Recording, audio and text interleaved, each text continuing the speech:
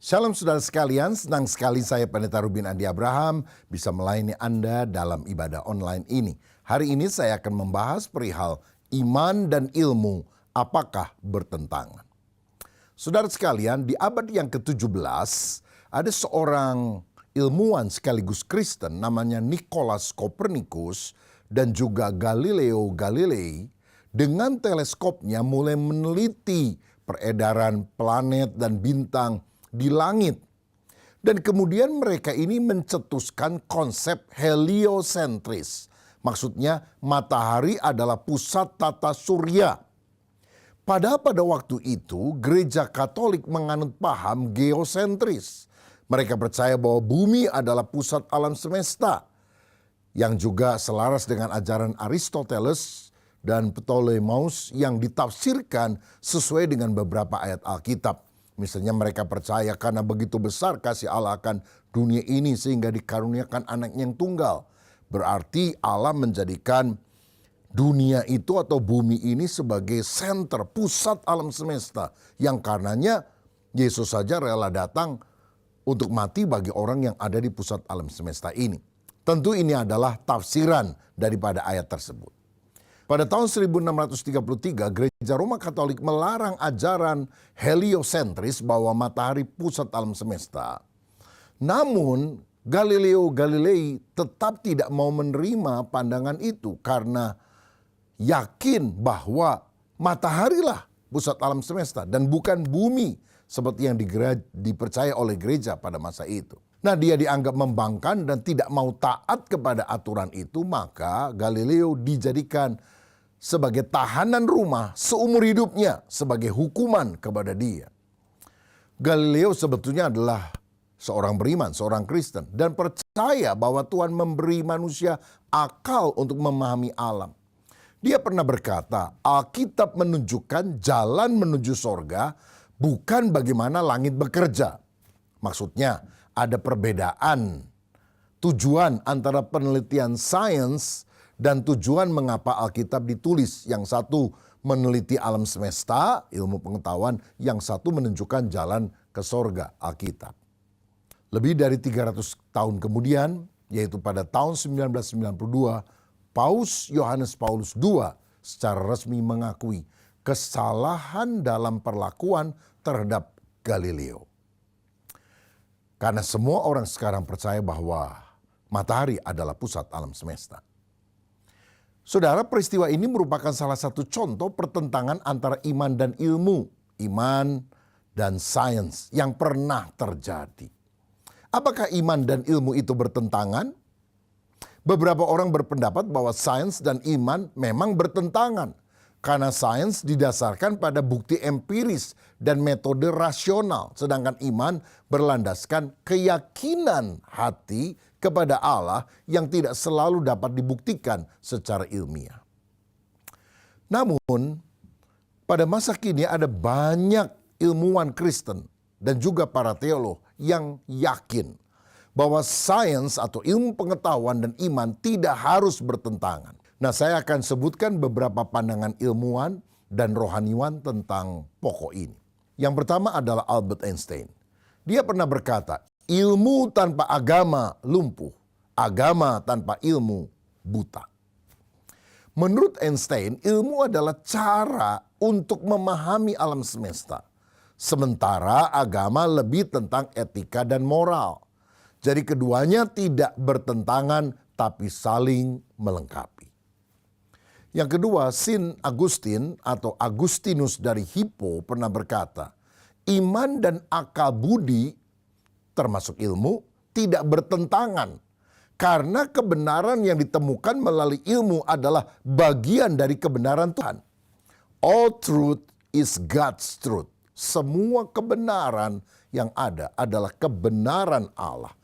Dia sumber segala-galanya dan dia bisa menyatakan kepada siapa saja yang dia mau, apakah itu rohaniwan ataukah ilmuwan atau orang biasa. Agustinus juga pernah berkata, percaya dulu agar mengerti. Artinya iman atau percaya akan membuka jalan untuk pemahaman yang lebih dalam tentang dunia dan juga tentang Tuhan. Maka penting sekali kita bukan hanya mengerti, tapi juga percaya. Percaya agar mengerti. Tokoh lain adalah Thomas Aquinas. Dia percaya bahwa ilmu dan iman berasal dari sumber yang sama, yaitu dari Tuhan.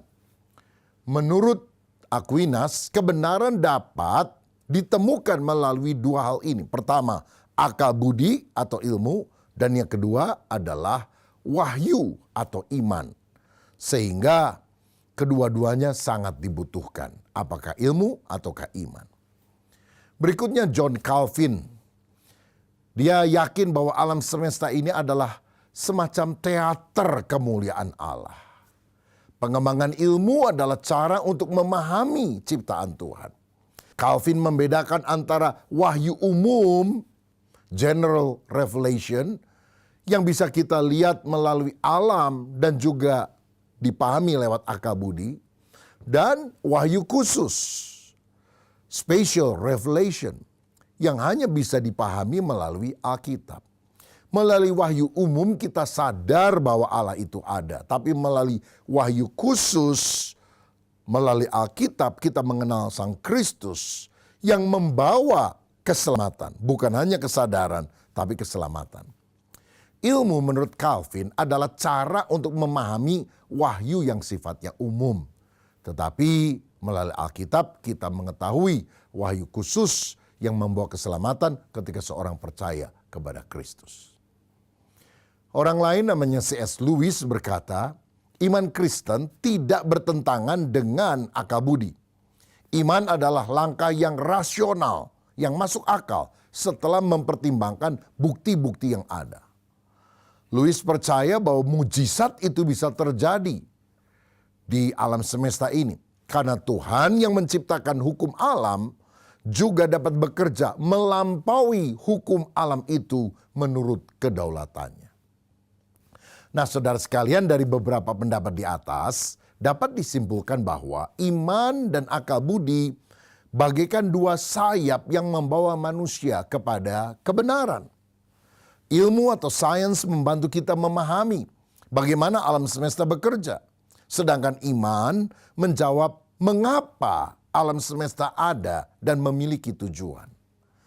Iman memberi makna dan tujuan yang lebih dalam. Sehingga kita tahu bagaimana alam tercipta misalnya. Tetapi melalui iman kita mengerti mengapa alam diciptakan oleh Allah. Kita menggali makna yang lebih dalam tentang tujuan hidup dan yang terkait di dalamnya.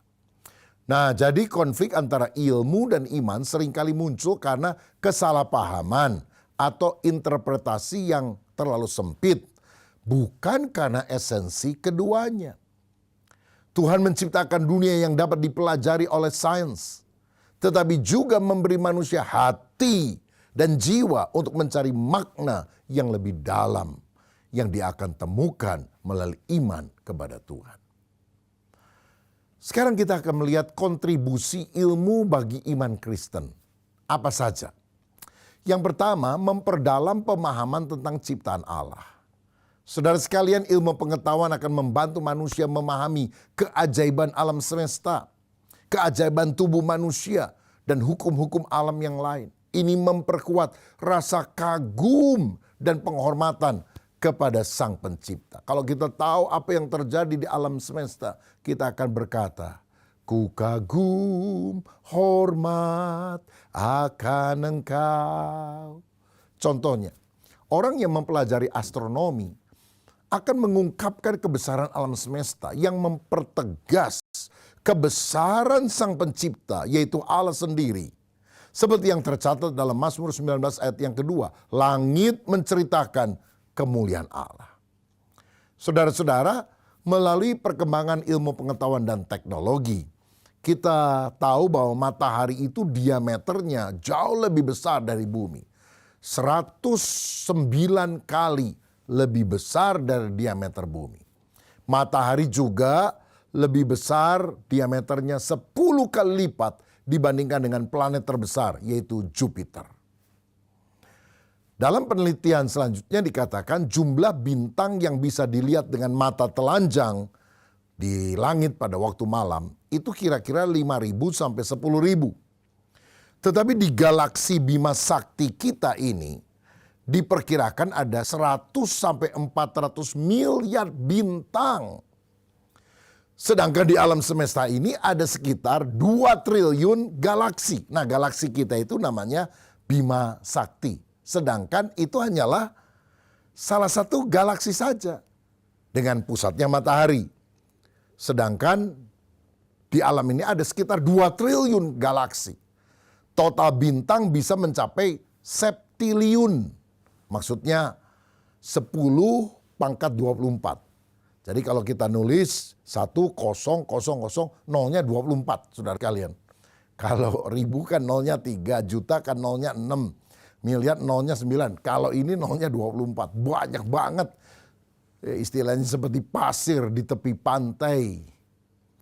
Saudara-saudara, dan jika demikian kita akan mengagumi Tuhan yang menciptakan begitu akbar, begitu luar biasa. Dan dari sini kita juga belajar bahwa ilmu pengetahuan itu terus berkembang.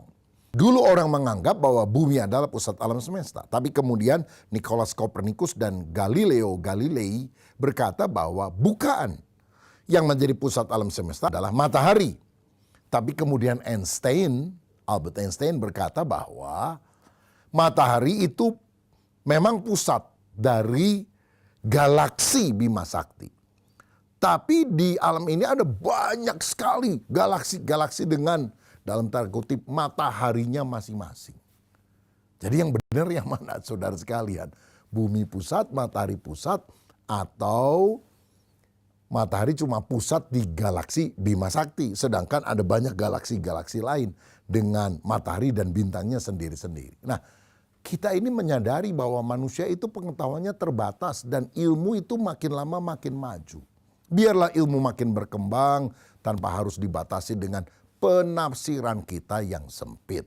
Bukan Alkitabnya yang salah, tapi cara kita membaca, cara kita memahami Alkitab yang mungkin perlu dikoreksi. Berikutnya, kontribusi ilmu dalam iman Kristen adalah membantu dalam tafsir Alkitab. Arkeologi dan juga studi sejarah membantu kita memahami latar belakang budaya dan sejarah Alkitab. Sehingga orang Kristen dapat menafsirkan firman Tuhan dengan lebih akurat. Misalnya ada orang yang tidak percaya bahwa beberapa peristiwa di Alkitab itu benar-benar nyata. Karena nggak ada di dalam literatur lain. Misalnya tentang Raja Sargon atau Sanherib. Atau tidak ada perintah dari seorang pemimpin Persia pada waktu itu yang namanya adalah Kores untuk menyuruh orang Israel kembali ke Yerusalem setelah penawanan 70 tahun oleh Babel yang kemudian dikalahkan oleh Media Persia. Tapi melalui penggalian arkeologis ditemukan itu saudara. Catatan-catatan di batu dan sebagainya yang dengan jelas menunjukkan apa yang dicatat Alkitab itu benar dan akurat. Contoh yang lain adalah penemuan Dead Sea Scroll, gulungan naskah Laut Mati yang memberikan bukti tentang keakuratan teks Alkitab. Karena begini, salinan yang paling lengkap untuk menerjemahkan Alkitab ke bahasa Inggris, King James Version misalnya, bahkan ke dalam bahasa Indonesia, itu disebut sebagai Codex Aleppo atau Codex Leningrad pada abad 10 atau 11 setelah Masehi. Nah, ada orang bilang, ini kan salinan yang belum tentu sama seperti aslinya. Nah, jadi kemungkinan besar Alkitab sudah dipalsukan, sudah ditambah, dikurangi di tengah jalan. Tetapi kemudian ditemukan gulungan naskah Laut Mati di Qumran antara tahun 1946 sampai 1956 yang usianya setelah diteliti itu berasal dari kira-kira abad ke-1 sebelum Masehi. Jadi usianya itu bisa 10 abad, 12 abad lebih tua dari salinan yang paling lengkap yang kita miliki untuk penerjemahan Alkitab ke seluruh bahasa-bahasa dunia. Dan ternyata teks Qumran yang 10 abad, 12 abad lebih tua itu itu sama dengan apa yang tercatat dalam Kodeks Aleppo dan Kodeks atau kumpulan kitab Leningrad ini. Jadi jelas penemuan-penemuan ilmu pengetahuan membuktikan Alkitab itu benar. Berikutnya saudara sekalian, ini juga bisa mendorong etika Kristen dalam keilmuan. Iman Kristen memberikan landasan moral bagi pengembangan ilmu yang bertanggung jawab. Sehingga ilmu digunakan untuk kebaikan dan bukan untuk merusak kehidupan. Contohnya, etika Kristen dalam bioteknologi menolak cloning manusia demi menjaga martabat manusia sebagai ciptaan Allah. Jadi kalau buah di-cloning supaya lebih besar, oke lah. Ada domba yang di-cloning begitu saudara menjadi domba yang lain. Tapi manusia kalau di-cloning jadi manusia yang lebih banyak dan sebagainya dengan apapun yang diinginkan oleh manusia. Ini kan seperti manusia udah mau main jadi Tuhan. Dan itulah yang secara etika moral Kristen harus ditolak. Walaupun mungkin saja ilmu pengetahuan bisa menemukan caranya dan mengembangkan hal tersebut. Berikutnya, apa kontribusi ilmu bagi manusia dan kerohanian? Saudara-saudara, jadi kita perlu menerapkan sains untuk kebaikan dunia dalam berbagai bidang. Medis, teknologi, ekologi, dan sebagainya. Nah, kontribusi ilmu bagi hidup manusia dan kerohanian yang pertama antara lain meningkatkan kualitas hidup. Kemajuan di ilmu pengetahuan dan teknologi dalam bidang medis misalnya, dalam bidang teknologi pangan dan komunikasi bisa membantu manusia hidup lebih sehat dan produktif. Saudara, contohnya ya, teknologi medis seperti vaksin dan terapi gen membantu menyembuhkan penyakit yang dulu mematikan. Beberapa waktu belakangan ini saya mendengar juga sudah ditemukan cara bagaimana untuk membasmi kanker yang selama ini dianggap sebagai penyakit yang mematikan. Ilmu pengetahuan juga bisa mengembangkan bagaimana supaya panen dari buah-buahan itu lebih sering, lebih cepat dengan kualitas yang tetap baik, bahkan lebih bagus daripada dengan cara yang alamiah. Bukankah ini karena pengembangan daripada iptek, ilmu pengetahuan dan teknologi? Ada orang sekarang yang bisa mengoperasi orang lain di luar negeri melalui robot yang dia lihat melalui satu alat, sehingga dia misalnya di negara Amerika bisa mengoperasi orang yang ada di Indonesia. Karena dia bisa melihat melalui video dan dia gerakan robot itu dengan internet sehingga hasilnya juga sangat bagus. Ini kan tidak mungkin bisa terjadi pada masa lalu. Yang kedua adalah mempermudah akses terhadap firman Tuhan. Saudara, teknologi digital memungkinkan Alkitab tersedia dalam berbagai bahasa dan format. Ada aplikasi Alkitab, podcast, YouTube, dan lain-lain. Sehingga makin banyak orang bisa mengenal Tuhan. Contohnya aplikasi Alkitab seperti YouVersion memungkinkan jutaan orang membaca Alkitab kapan saja dan di mana saja. Dan biayanya lebih murah. Kalau dulu kan di perkamen, gulungan kulit binatang, gedenya luar biasa. Lalu ditemukan papirus, lebih ringkas. Ditemukan kertas dan mesin cetak, Gutenberg. Jadi Alkitab itu bisa dipegang oleh tangan gitu ya, walaupun cukup tebal. Tapi sekarang bisa dimasukkan dalam handphone yang kecil karena secara digital. Dan penyebarannya pun sangat luas terjadi di mana-mana.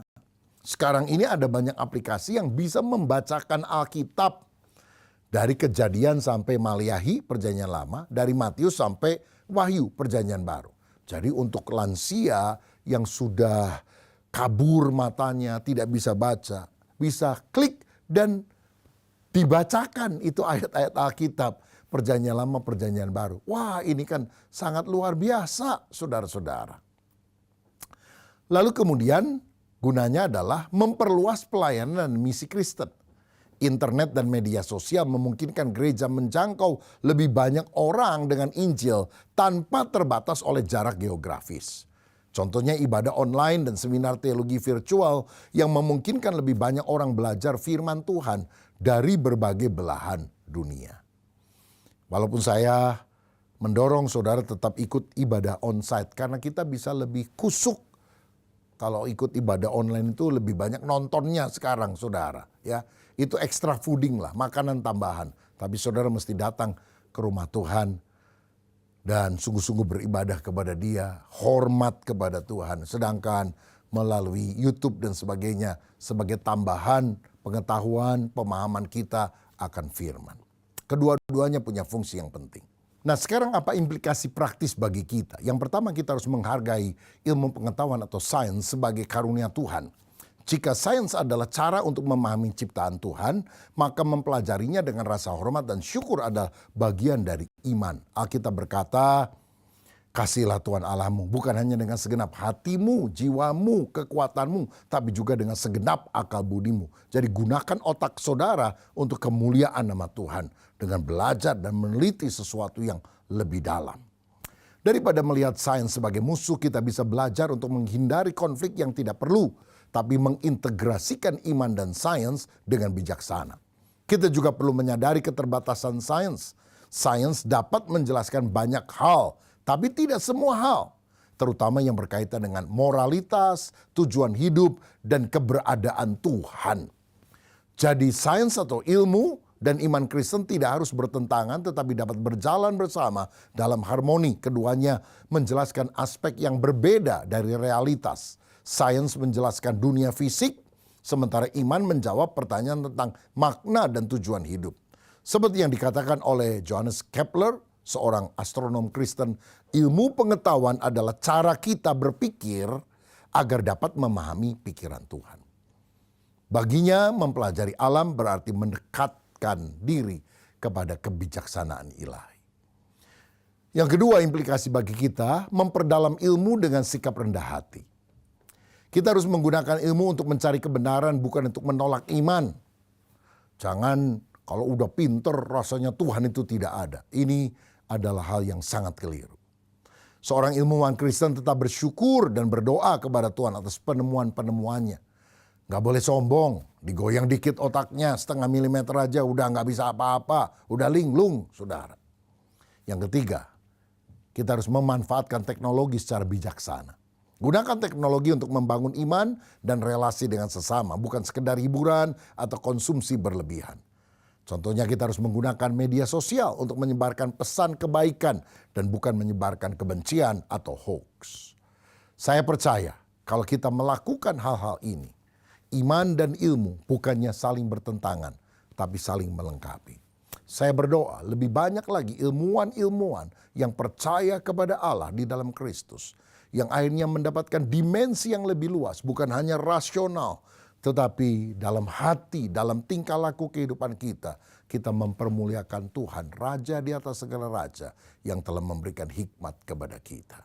Siapa di antara saudara yang berjanji untuk meningkatkan pemahaman kita dalam berbagai bidang, mengasah akal budi kita melalui perkara-perkara yang bermanfaat bagi diri kita dan juga kesejahteraan umat manusia, tapi yang kau tetap takut akan Tuhan, percaya bahwa hidup mengutamakan Tuhan adalah yang utama. Baca firman Tuhan supaya engkau sungguh-sungguh punya keintiman dengan Tuhan.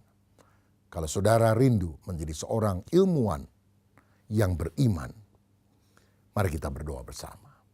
Bapa, terima kasih untuk kebenaran firman-Mu yang sudah kami terima. Biarlah kami juga memiliki wawasan yang lebih luas, bahwa ilmu dan iman bisa berjalan bergandengan, tidak saling bertabrakan. Dan kalau kami hidup benar-benar menggunakan akal budi kami, bukannya kami menjauh dari Tuhan, tapi kami akan kagum terpesona akan karya Allah yang luar biasa dalam alam semesta, dalam kehidupan, dalam penemuan-penemuan sains. Biarlah apapun yang kami lakukan, semuanya untuk kemuliaan Tuhan. Demi nama Yesus, berkat Tuhan atas kami semuanya. Haleluya. Amin. Tuhan Yesus memberkati.